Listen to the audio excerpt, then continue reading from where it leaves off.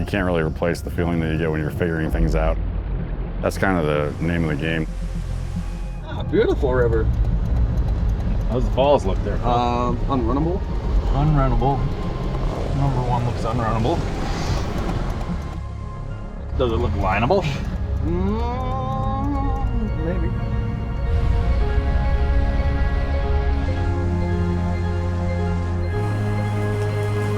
There should be a real good level to fish it. As long as we get the boat over those drops. We'll just throw the boat off them.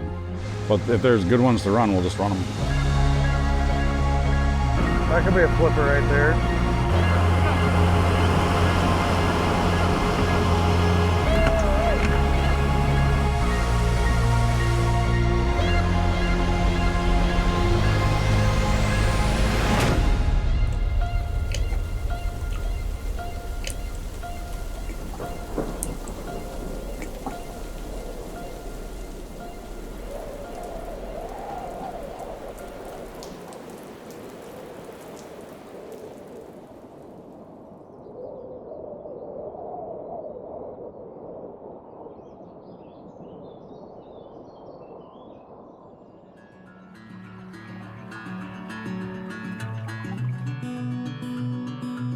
I think I always wanted to be a fly fishing guide.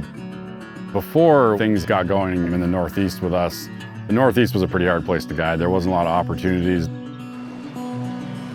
Fishing fully took over in college when I decided I didn't want to study anymore. I went to Knowles first semester and went to guide school right after that, and then dropped out of school promptly at 3.5 years.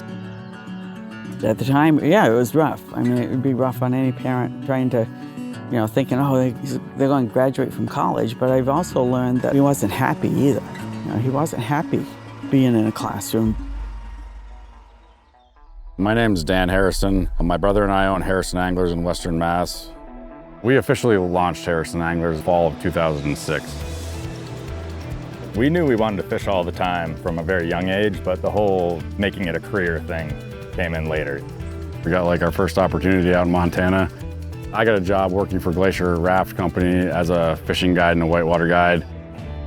When we went out west, we weren't looking to make a career out of anything. We were just looking to have a summer job and have a good time and learn running rivers. The draw to go out west, in my mind, growing up, the fishing was a lot better out there.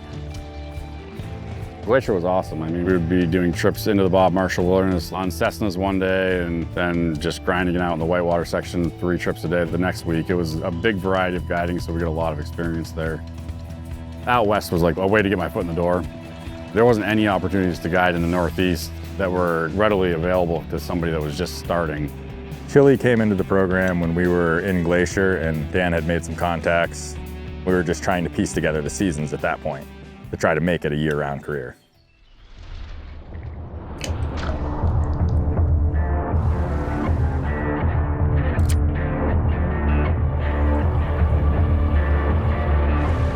I was just coming back from Chile, and the girl that I was dating at the time got a job back here in the Northeast, and we decided to stay. Truth be told, his girlfriend wouldn't let him go out there for the 4th summer, so that was the main reason. And I started kind of using the techniques that we were taught out west and, sending boats down different sections of the river here. And that's when we kind of got onto the fact that there was a lot more wild trout in Western Mass and Southern Vermont than we thought when we were growing up. I was out doing the same thing we'd been doing in Glacier. He was hitting me up with texts and stuff of wild brown trout that he was catching on rivers that we grew up fishing that we didn't know had wild brown trout in them.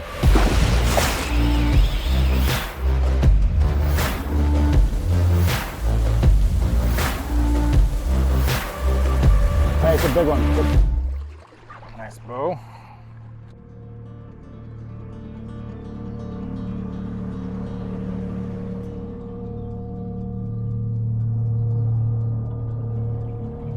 They're like lost, forgotten rivers. They were polluted and killed off during the Industrial Revolution. While the Industrial Revolution brought wealth to some and jobs for others, it came with a price tag. Pollution from coal-powered factories turned the cities black. Lack of housing created the first urban slums. It's just a lot of stuff that people have overlooked over the years as, potential trophy fisheries. The main mindset about New England trout streams in general is that they're polluted so bad that they can't hold fish and grow wild fish. As the rivers got cleaned up over the last few decades, the fish came back. These rivers are hard to fish. You gotta understand what's going on. These are not rivers that have thousands of fish per square mile. Some of those rivers may have only 30 fish a mile. Where we're fishing, there's not a whole lot of access for boats to go down. We're throwing boats off the sides of cliffs. We're winching them out up cliffs, dragging them in to put them in the river. It's a lot of work. It's not like anyone can just come out and fish these rivers and have success. What they did was bring these rafts back, and the whole thing was just like revolutionary for this area. I can't overstate that. Like, no one was doing that.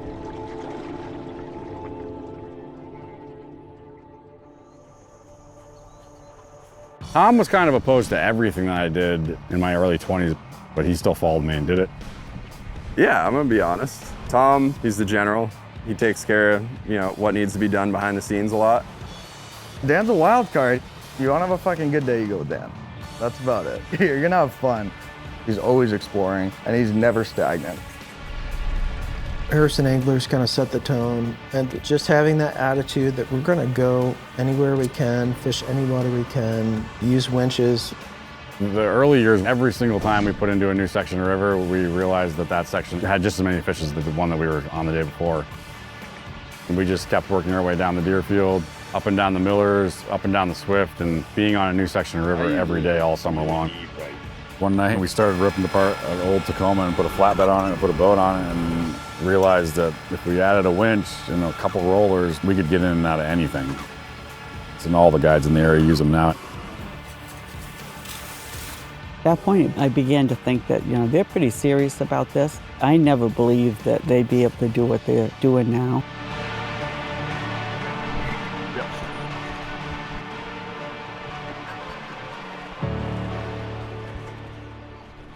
Yeah, boys. The main reason we are so successful is because we will put boats where nobody else will put them. The sections of river that nobody can get to are the best sections. Just an everyday float. We'll be running it down hills, dropping them off of the sides of cliffs, and then you're also having to drag in over a mile sometimes. The greatest thing about me and Dan's guide service is we got to find those bigger fish in those cool stretches of river with the client. We have clients that floated some of the rivers for the first time with us back in the day that still go out with us 5, 6, 7 times a year, and they're like family. I've been fishing with the Harrisons for 15 years or so. Yep. We've been fishing ever since. My hair was brown when we started fishing. It's a little gray now, but we've caught a lot of big fish.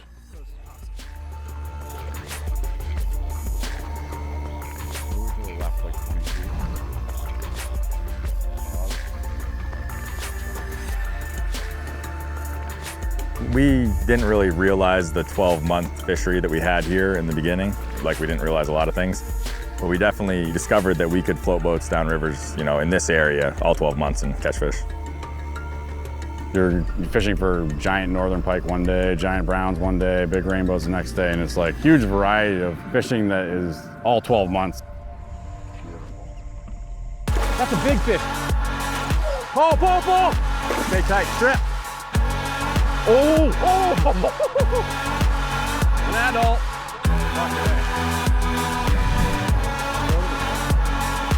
Jack, Jack, huge fish. Stay tight.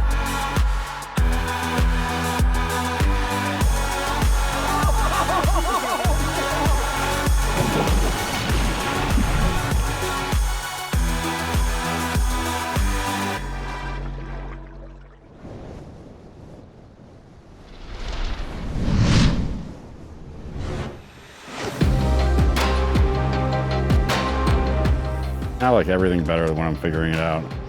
I'm always looking for new water. In the fall, everybody's pretty burnt out.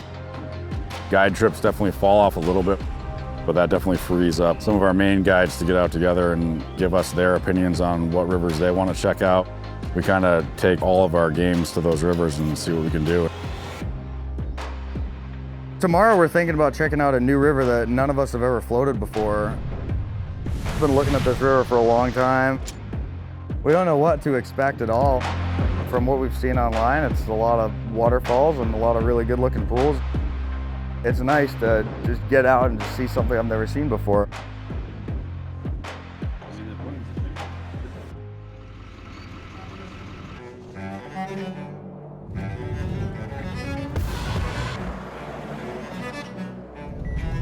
Beautiful river.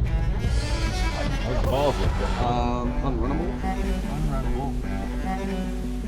Yeah, nice little goat path down there. Oh, yeah. Boat. We put in at that next bridge up, we'll have 4 of these to go through, which is doable.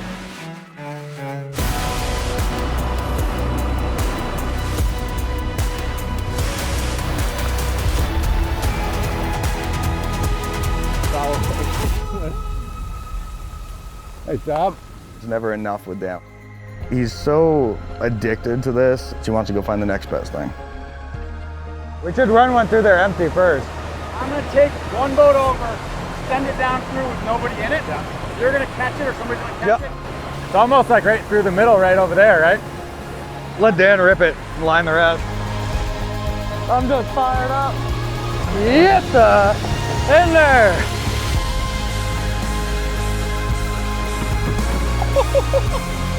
Pickens! Woo! Yeah, boy! Might not be a way around this ditch, Phil. Just be going right through, baby. Can't find a brown trout, find a waterfall. That could be a flipper right there.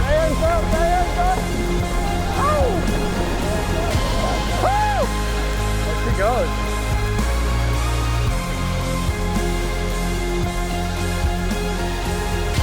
Oh boy. Yellow header. Oh, it's a nice one. Good job, Cam. Sweet. Came out, I knew that hook wasn't good. Yeah, this looks like a fun one. Yeah, if you get stuck or go sideways, you're done. Let's see what the ghost boat does. Gee, Dan, I don't know about that move. It's too big, it's too shallow. He's gonna get psyched out if he stands up there too long. Oh, he's gonna come right down. Oh, shit.